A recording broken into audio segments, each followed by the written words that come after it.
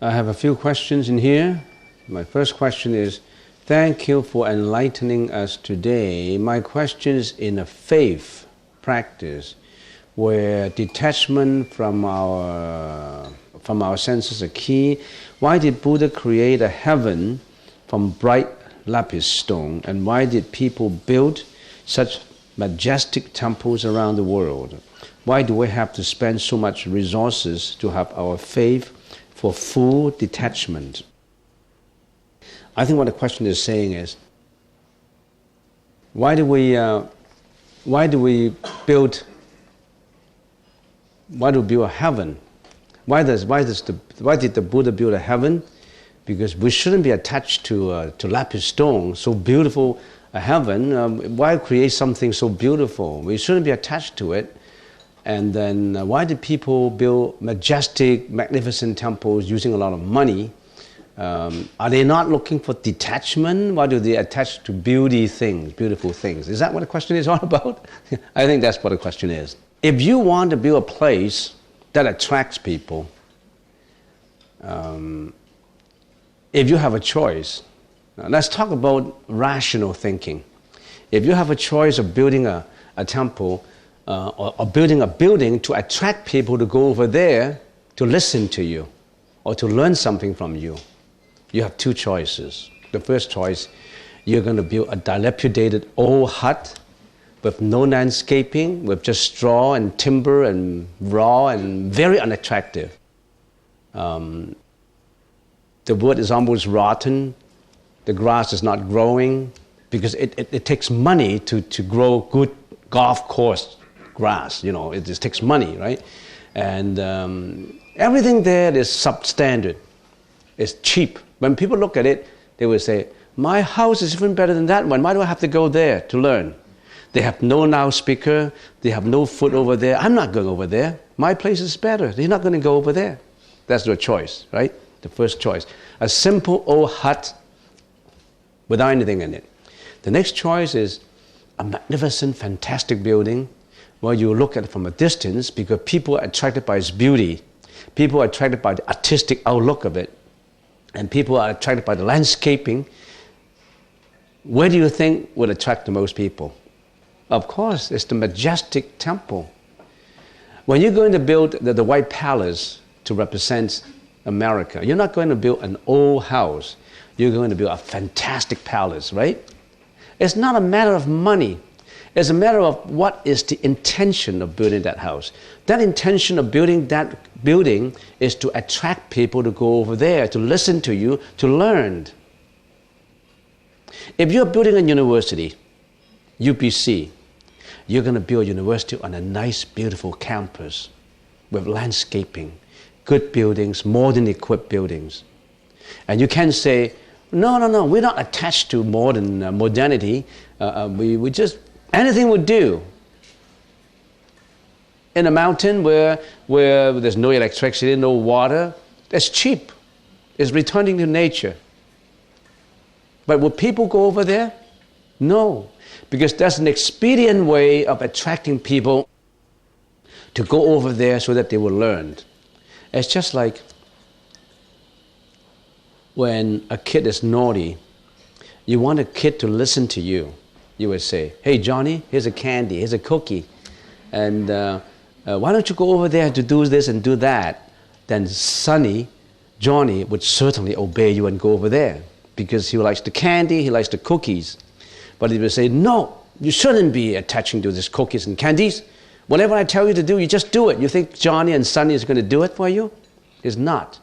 Because you are enticing that person to do something better. You're being compassionate to him by going his way first. And then you tell him, this is wrong, this is right. So that's on the rational thinking. You're going to create a center of attraction. A center that would get people over there to listen to you. Good cause would give rise to good effects. And bad cause would give rise to bad effects. When you're always donating, when you're always giving out, when you're always benefiting others, imagine that's the cause. The effect would be you enjoy the fullest of things. You will enjoy resources, you will enjoy riches, because you have germinated the cause of resourcefulness. If you have germinated all these good deeds, cultivate these causes of resourcefulness, you will realize resourcefulness effect. If you cultivate seeds of poverty, you don't want to give, you don't want to give charity, you don't want to be compassionate, you just want to keep all the money to yourself, you don't want to help others, this is the cause of poverty. Then you're going to wind up in lack of resources. So in other words, the Buddha has done so many good deeds that whatever he creates will be creation of beauty, will be creation that attracts people, will be creation that would make people happy. It wouldn't be a poor hut that nobody would go to, because it's just natural. It naturally would be like that. And also, it does not mean that they're attached to money. Sometimes it's not the money. The money is just a medium of exchange. Money just buys stuff that you can build. But forgetting the medium exchange, if you have cultivated these good causes, good effects will come out. Flowery results. Results of resourcefulness, results of longevity. You can say, why do you attach to longevity? You attach to a long life. Well, short life would do, because you don't want to be greedy about long life. No, because you have cultivate good causes in living long. You don't kill animals for food.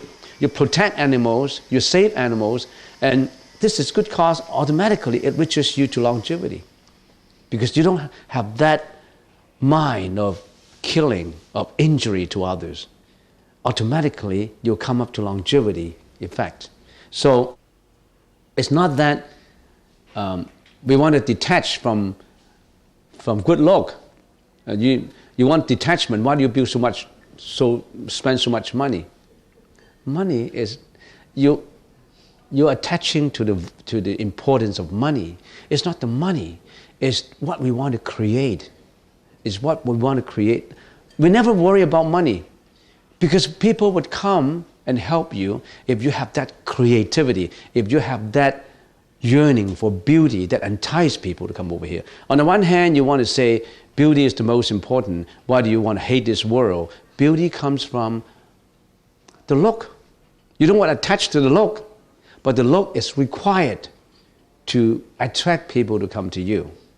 That's an expedient means.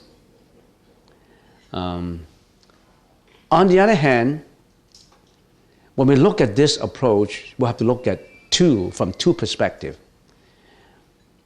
The first perspective is you want to spend money and resources to build a good temple so that it can benefit others. So this perspective is from the other's approach, not from yourself. I'm not doing it for my own enjoyment. I'm not saying I'm going to go do a beautiful temple for my own enjoyment. No, I want to build this beautiful temple not for me. It's for all these people who like beauties, who like to come because of its beauty and creativity. That's from the other's approach. If I want to build something from my personal approach, I would say a hut would do. I would go up to the mountain, I would just do a straw hut, simple life, and I'm meditating over there, no attachment. This is for me. I can be frugal. I don't want to spend any money. I don't need any money. But if I want to do something to give people, to render out to people, I want to render out as much as possible. None of this belongs to me. It's from the public. If it's from the public, it goes back to the public. It doesn't go to me. I don't own it. I don't even own my body. So if I go practice detachment, I'll go up to the mountain all by myself, maybe in a cave. I don't need any luxury, and I can meditate, no attachment. I detach myself. But if I want to give, I got to have something to give out. I got to have all kinds of resources of the whole world centered in me, so that I can give it out, continuously giving. You see the difference? If you don't see the difference, raise your hand. So everybody see the difference. Okay, so I answer this question. Next question. Why believe that there is a suffering world when there is so much beauty with our world, our culture, and our human beings? Doesn't this hope to escape to a reality world, make us not to be in a moment of now? When we say this world is full of suffering, we are telling you a fact. Beauty is another aspect of it. The whole world is, when we look at the whole world, autumn, spring, every flower, every tree, every grass, it's all beauty. It's a radiation of love, radiation of compassion. But this world is a world of suffering. People are dying. People are dying from sickness. People are bedridden for 12 years. As I said, just mentioned in the Q&A, a doctor, a person lying in bed for 12 years, and what he's got is just a bottle of liquid for lunch and dinner. And you don't call that suffering? He wanted to tell us that I want to die. I don't want this world of suffering. I don't want to. I've been here 12 years and I want to die. I cannot die. You don't call that suffering? That's a fact. Aging is suffering. Maybe if you're young, you don't know yet. When your machine is due, when you're 50 and over, you will know that you need a lot of repair and maintenance. You will know that all these different pieces, they just drop apart. The functionality is not there anymore. You can't walk that fast. Your hormones is not balanced. And your bones are not growing well. Your recovering period is longer. Lots of problems when you're getting old. Aging, sickness, death, and also insatiable desires. You always have desires that you cannot fulfill. And sorrowfulness arises from departure of beloved ones. Your mom passed away, your dad passed away, your beloved one passed away, and you grieve. You're grief-stricken for years. You don't call that suffering. You cry. And living with hated ones. You live with your husband or you live with your wife, but you don't like each other. You just want a family to be together. You don't want the kids to split apart. You don't want a broken home, but you're always living with a husband you don't love, you don't like, always arguing, and you're always planning for a divorce. Nobody cares. Every day, every evening you go home, you don't like your home. You want to be at the workplace. You don't call that suffering? You thought we call it a beauty? Oh, this is a beautiful world. Sure, the world is beautiful when you're in the right mood. When you're not in the right mood, I don't think you call that world beauty. It's the mind. It's your mind. Apart from that, everything is beautiful. The sun, the moon, the grass, spring, autumn, the snow, the birds. Nothing is not beautiful. Everything is beautiful when it is detached, when it is free from detachment. When the bird is singing without attachment, the song is free. And when you listen to it, you don't have any detachment. The song enters your heart and you're free. But if the bird is free and singing a beautiful song to you and your mind is sorrowful, you think it's a beauty? It's not. Because you're so much attached to the grief. So it's two things. And you can say, okay, the world is suffering, but I want to live well. I want to live happily in spite of all these sufferings. Right, that's a good approach. You don't want to submerge yourself in the sorrowfulness of suffering that you can't function anymore.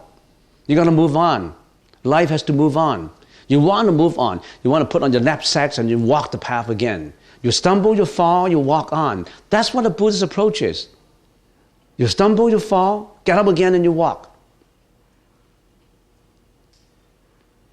But you really fell down. You stumbled, you fell. But your approach should be positive. The Buddhists take a very positive approach to life. They want to face all these confrontations, experience it, get the experience and move on to practice. in the process of practicing, you experience a lot of drawbacks, a lot of blockages, but you overcome them. You try to move on and on. You don't want to escape from this reality world. You're not escaping. You are analyzing the facts, and you know that there's a world of suffering. And when this body leaves you, you don't want to be in here again. If you're always born, if you are born in an inferno, say that if you are a baby born in an inferno, you have never seen heaven, then you don't know there's a place called heaven. And you accept the suffering in hell. But if people tell you, you got to watch out, this are actually suffering, and you say, no, I love these sufferings, then you can never get out. This sufferings is a beauty. How can you get out? Telling you that these are suffering is not an escapade from hell, from prison. You got to go out. Go out of prison. Why is not in the moment of now? We are in the moment of now. Every moment we enjoy it. When we practice meditation, we see we are here and now. Every moment we enjoy it. Every moment is freed of wandering thought. That's what we call living in the present moment. If your present moment is greediness, hatred, fear, violence, you like the present moment? You got to know what your present moment is. The present moment has to be the moment of peace. You live in that moment of peace and you want to enjoy that right now, the here and the now. When you're meditating, you're free from all this wandering thoughts. You're free from impurities.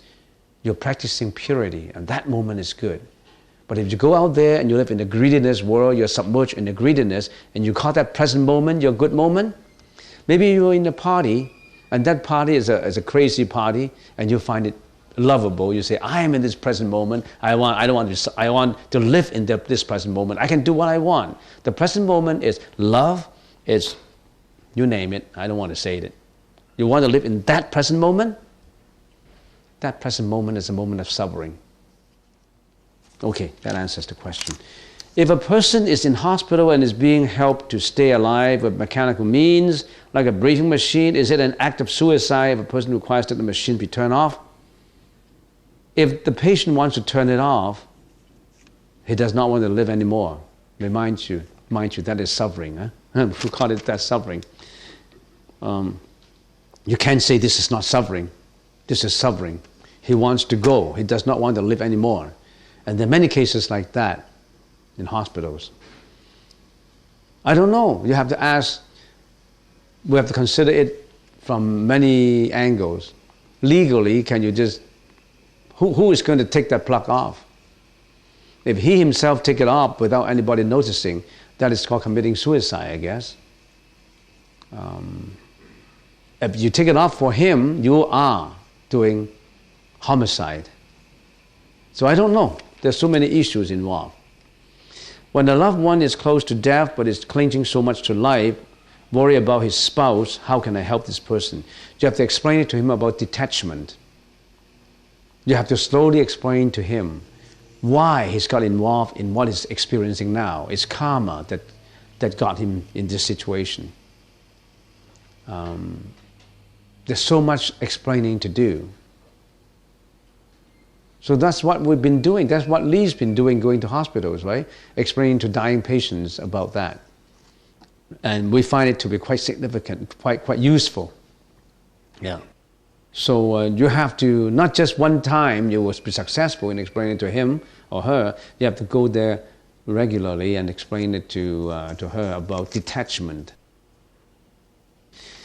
Is there room for randomness, chance, or accident in the universe, or are our present lives determined by our previous existences, fate, or other present thoughts? So what you're saying is there any randomness, that is, things come without cause? Suddenly it comes, it just comes like that. There's nothing that comes without a cause. There must be a reason for it. The fact that husband and wife comes together in this life, They must have some unfinished business, previous lives. Some love each other, some dislike each other, some love each other for 5 years, some got divorced after 25 years. Nothing comes without reason, without cause. So mind your cause. Cultivate good causes. You must cultivate good causes. Nothing comes in random. Randomness, I think, by definition, means without any reason it comes. No. An accident comes with reason. Either you are drunken driving, or the other guy is drunken driving, or you don't tune up your car, or the road is somehow constructed in a hazardous way, or because of the weather, or because you're sleepy, or because you are on drugs, under drugs, among the intoxication. There must be a reason. You have to mind your reason. Be careful. So the Buddhist taught to us that be careful with causes. Don't breed the wrong cause in your mind. Don't think about how do I rip this person off? How do I get revenge? How do I get more from him? How do I push them out? How do I telling about him? So you got to have the right cause. Always cultivate meritorious, considerate, compassionate cause in your mind. No evil cause. Don't cultivate, don't keep any evil cause in your mind. Be careful with every thought. That's meditation. Meditation is train yourself up with every thought coming up.